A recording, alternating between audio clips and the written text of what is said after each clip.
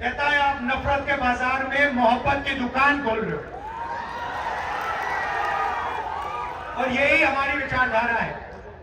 आप तेजस्वी जी का चेहरा देखो, ठीक से देखो, ये आपको हर टाइम मुस्कुराते हुए दिखेंगे। ये देखो, मुस्कुरा रहे हैं। लालू जी आपको मुस्कुराते हुए दिखेंगे। कांग्रेस पार्टी हमारे नेता बैठे थे, वो सब मुस्कुरा रहे हैं। और बीजेपी के नेताओं को चेहरा देखो, नरेंद्र मोदी को देखो, अमित शाह को देखो, राजनाथ सिंह को देखो, तो चेहरा ऐसे होता है। पता नहीं क्या हो गया इन लोगों को, ये खुशी नहीं होते, नफरत फैलाते हैं और 24 घंटा किसी ना किसी के बारे में उल्टी सीधी बात करेंगे।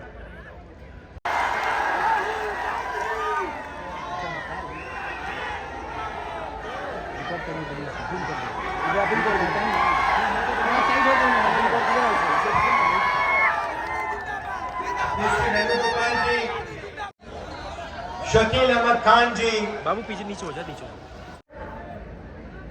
क्योंकि बीजेपी ने, आरएसएस की विचारधारा ने हिंदुस्तान में नफरत और हिंसा फैलाने का काम किया। हम अपनी बात मीडिया में रखें, मीडिया वाले हमारी बात को दिखाते नहीं है। मीडिया में आपको 24 घंटा नरेंद्र मोदी जी दिख जाएंगे, ऐश्वर्या राय जी दिख जाएंगी, मोदी जी के साइड में अमिताभ बच्चन घूमते हुए दिख जाएंगे, शाहरुख खान, आजकल कभी कभी नीतीश कुमार जी भी दिख जाएंगे, मगर तेजस्वी जी और मैं नहीं दिखने वाले। क्यों? मीडिया हमारा ही नहीं है। मीडिया तो अदानी जी का है, मीडिया तो मोदी जी का है, बड़े बड़े अरबपतियों का है, किसानों का तो नहीं है, मजदूरों का नहीं है, छोटे दुकानदारों का नहीं है।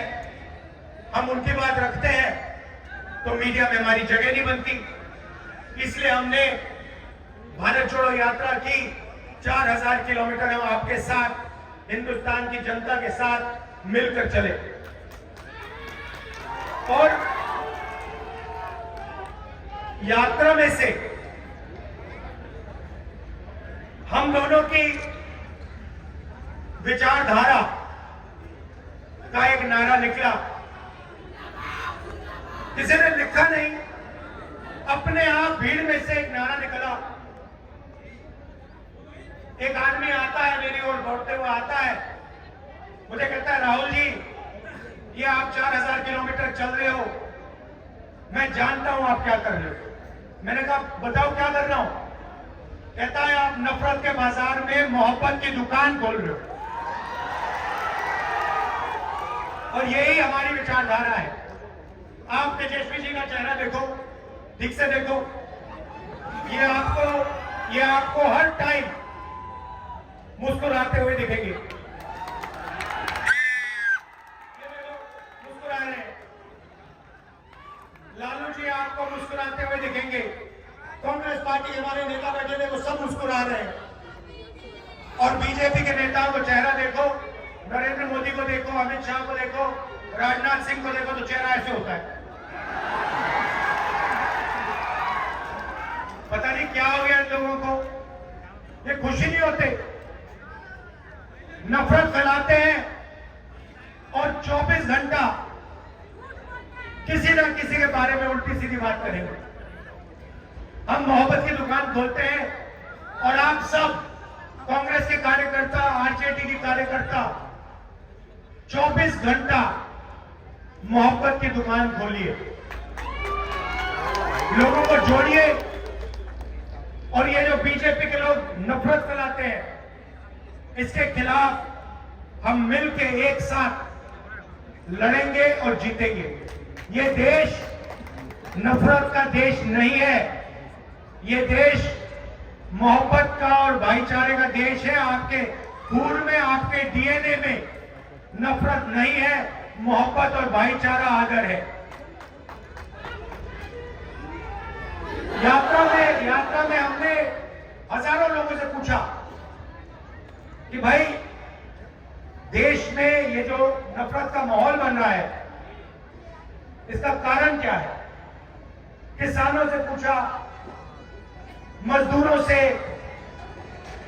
छोटे छोटे बच्चों से पूछा, युवाओं से पूछा, और सब ने कहा राहुल जी, नफरत का कारण डर है और डर का कारण अन्याय है। ये देश के हर कोने कोने में आप किसी भी गरीब व्यक्ति से पूछ लो, हर रोज इस देश के हर कोने कोने में अन्याय होता है। आर्थिक अन्याय, सामाजिक अन्याय, किसानों के खिलाफ अन्याय, युवाओं के खिलाफ अन्याय, महिलाओं के खिलाफ अन्याय, जहां भी आप देखो अन्याय ही अन्याय दिखेगा। ये देखो, एक और अन्याय के बारे में बोला, आर्मी की भर्ती नहीं करवाया। भाई एक और बात, अब एक नई चीज निकली है। अब अगर हिंदुस्तान का एक सैनिक, एक जवान शहीद होगा तो इसे शहीद का दर्जा दिया जाएगा, मगर अगर एक अग्निवीर जिसके दिल में वही भावना है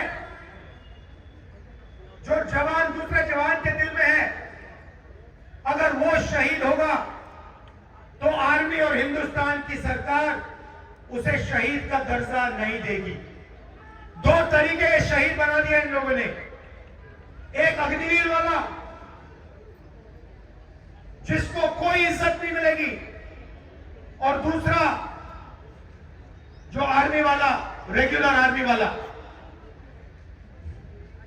अग्निवीर को ना कैंटीन मिलेगी, ना पेंशन मिलेगा और ना शहीद का दर्जा मिलेगा।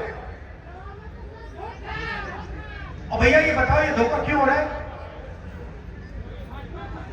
नहीं भाई, क्योंकि ये हिंदुस्तान की डिफेंस का बजट जो है, ये जवानों की ट्रेनिंग में नहीं डालना चाहते, ये जवानों की रक्षा में नहीं डालना चाहते, ये अदानी के लिए हथियार खरीदने के लिए हिंदुस्तान के बजट का पूरा पैसा उसको देना चाहते हैं, इसलिए हुआ ये। हाँ अच्छा ठीक है, चलो अग्निवीर की बात छोड़ो, रेलवे की बात करो। रेलवे में अगर बिहार का युवा रोजगार चाहता है, आज उसको मिल सकता है? कर लो जितने एग्जाम करने हैं, आपको ना सेना में भर्ती मिलेगी, ना रेलवे में मिलेगी, ना किसी पब्लिक सेक्टर यूनिट में मिलेगी। क्यों? क्योंकि दिल्ली की सरकार चाहती है कि आप सब लोग कॉन्ट्रैक्ट के मजदूर बनो। अग्निवीर जो है उसको अग्निवीर नाम दिया है, मगर वो कॉन्ट्रैक्ट लेबर का आदमी है। सच्चाई ये है, उसे जब भी उनको निकालना हो निकाल सकते हैं, बिना पूछे, बिना पेंशन, बिना मदद, बिना कुछ उसको उठा के बाहर फेंक सकते हैं। यही सारे के सारे पब्लिक सेक्टर यूनिट्स के साथ ये हो रहा है। अब मजे की बात आपको बताता हूं, हिंदुस्तान में पिछड़ों की आबादी कितनी है बताइए? अच्छा एक बात बताओ, यहां पे पिछड़े वर्ग के लोग हैं, हाथ उठा के दिखाओ। ये देखा पिछड़े वर्ग का होना। आज हिंदुस्तान में आबादी कितनी है? 50%। हिंदुस्तान में पिछड़ा वर्ग 50% है। दलित वर्ग कितना है? 15%। आदिवासी वर्ग कितना है? 8%। 50 और 15 कितने हुए? 65। 73। अभी मैंने माइनॉरिटी की बात नहीं की, वो भी 15% है सब मिला के, मगर आज हम सिर्फ 73% की बात करते हैं। आप मुझे बताओ, हिंदुस्तान की सबसे बड़ी कंपनियों की लिस्ट में, मालिकों की लिस्ट में 73% वाले कितने लोग हैं? एक भी नहीं, एक भी नहीं। ठीक है, उनकी सीनियर मैनेजमेंट में कितने लोग हैं 73% वाले? एक भी नहीं। अच्छा बताओ, छोड़ो, आप शायद सबसे बड़ी कंपनियों के मालिक नहीं बनना चाहते, पता नहीं। बताओ मीडिया में कितने हैं? मीडिया में पिछड़े वर्ग के लोग कितने हैं बता दो। अभी पूछना शुरू कर दूंगा, अभी पूछना शुरू कर दूंगा, पता लग जाएगा। मीडिया में 73% का एक आदमी नहीं है, ना मालिक है, ना सीनियर मैनेजमेंट है, ना बड़े पत्रकारों में है। चलो मीडिया छोड़िए, हाई कोर्ट में बता दीजिए। हाई कोर्ट में 650 जजेस हैं, मेरे पास यहां आंकड़ा है। 650 जजेस हैं हाई कोर्ट में। मुझे बता दो 73%, 73% के कितने हैं बता दो। 650 में से एससी वर्ग के, एसटी वर्ग के और ओबीसी वर्ग के अगर आपने सारे के सारे मिला दिए तो 100 है। तो कोर्ट्स में भी आपकी हिस्सेदारी नहीं, कॉर्पोरेट हिंदुस्तान में आपकी हिस्सेदारी नहीं, मीडिया में आपकी हिस्सेदारी नहीं। प्राइवेट अस्पताल की लिस्ट, प्राइवेट यूनिवर्सिटी कॉलेज की लिस्ट निकालो, उसमें आपका एक मालिक नहीं मिलेगा। सीनियर मैनेजमेंट में आपका एक आदमी नहीं मिलेगा। तो ना कोर्ट्स में, ना कॉर्पोरेट इंडिया में, ना मीडिया में, ना हाई कोर्ट में, ना प्राइवेट अस्पतालों में, ना पब्लिक सेक्टर में, तो कहां हो आप लोग? ये 73% आबादी कहां है? ये जो सबसे पहले आप बेरोजगार हो, और जिनको रोजगार मिलता है वो कॉन्ट्रैक्ट लेबर वाले हैं। कॉन्ट्रैक्ट लेबर जो दिहाड़ी मजदूरी करते हैं उनकी लिस्ट निकालो और आपको उसमें दलित, आदिवासी और पिछड़े मिलेंगे। गरीब जनरल कास्ट के थोड़े से मिलेंगे, मगर पूरी की पूरी लिस्ट 73% से भरी होगी। और अगर आप सीनियर ब्यूरोक्रेसी में देखो, हाई कोर्ट में देखो, कॉर्पोरेट इंडिया में देखो, मीडिया में देखो, आपका एक आदमी नहीं मिलेगा। आपने मीडिया में कभी किसान का चेहरा देखा है? मजदूर का देखा है? अच्छा बताओ, आप सब ने राम मंदिर का इनॉग्रेशन देखा? देखा टीवी पे? देखा? मोदी जी ने राम मंदिर का पूरा इनॉग्रेशन किया, देखा आपने? अच्छा मुझे बताओ, उसमें आपको अदानी दिखा, अंबानी दिखा, अमिताभ बच्चन दिखा, ऐश्वर्या राय दिखी, हिंदुस्तान के सब एक्टर दिखे? उसमें आपको गरीब किसान दिखा, मजदूर दिखा? कहां थे वो लोग? वो भैया मजदूरी कर रहे थे, वो भूखे मर रहे थे, वो बेरोजगार हैं। राम मंदिर के इनॉग्रेशन में नरेंद्र मोदी, अमिताभ बच्चन, ऐश्वर्या राय, हिंदुस्तान के सबसे अमीर लोग, अरबपति, अदानी, अंबानी, बिरला, सारे के सारे दिखे, मगर एक गरीब व्यक्ति नहीं दिखा, एक किसान नहीं दिखा, एक मजदूर नहीं दिखा, एक छोटा दुकानदार नहीं दिखा। दो हिंदुस्तान बन रहे हैं, एक 10-15% वाला, पूरा का पूरा धन इनके हाथ में, मीडिया इनके हाथ में, ब्यूरोक्रेसी इनके हाथ में, हिंदुस्तान का बिजनेस का सिस्टम इनके हाथ में, और आप लोग भूखे मरो, मजदूरी करो। यह है अन्याय। सबसे पहला कदम सामाजिक न्याय का जाति जनगणना है। मतलब ये पता लगाना है दलित कितने, आदिवासी कितने, पिछड़े कितने, और उसके बाद ये पता लगाना है धन किसके हाथ में है। धन पिछड़ों के हाथ में कितना है, किसानों के हाथ में कितना है, दलित आदिवासियों के हाथ में कितना है, गरीब जनरल कास्ट के हाथ में कितना है। जाति जनगणना, जैसे आपको चोट लगती है, अस्पताल जाते हो, एक्सरे कराते हो ना, हाथ टूटता है, तो जाति जनगणना देश का एक्सरे है। इससे दूध का दूध, पानी का पानी हो जाएगा, सबको पता लग जाएगा सोने की चिड़िया का धन किसके हाथ में है।